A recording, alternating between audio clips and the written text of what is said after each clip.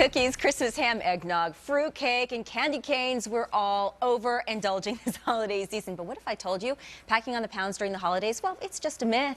Nutritionist Rebecca Scritchfield is here to explain. Is that true? Really, we don't pack on the pounds from, Thanksgiving to New Year's? Actually, Lori, that is true. What the evidence shows is that the typical American might gain 1 to 2 pounds over the holidays. But the most important thing is it's not that 15 or 20 pounds that you think it might be.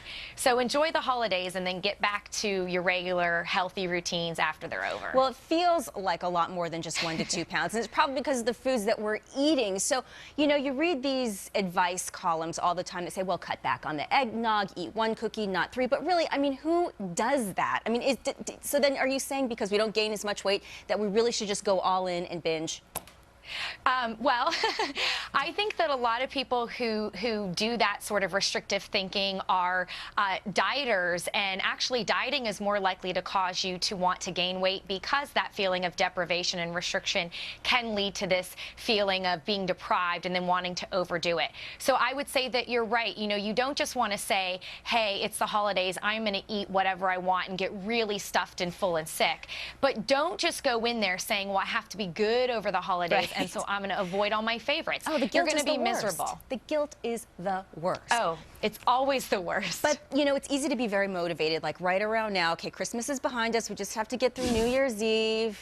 Right. You want to enjoy the champagne and have the toast and all that. But really, it's like, especially living in the cold weather climate, the middle of the winter, like late February, March, where the momentum really lags and or the motivation, I should really say. So what's your advice for that time of year when it's just really tough to not go for the extra glass of champagne or wine? You know what I'm going at. Yeah, sure. It's the kind of thing of realizing that the food is always going to be there, that your celebrations are about people and food, so enjoy a little bit of both.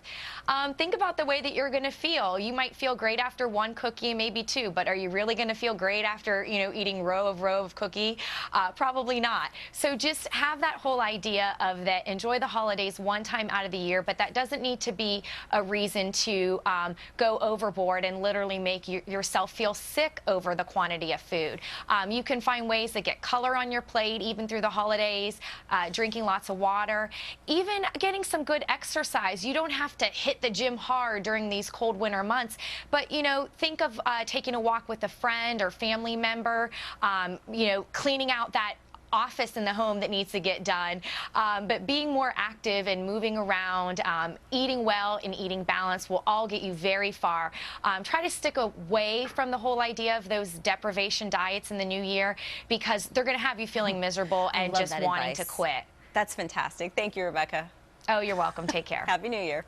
Well, forget votes by Newt Gingrich not being on the Virginia ballot. Did he just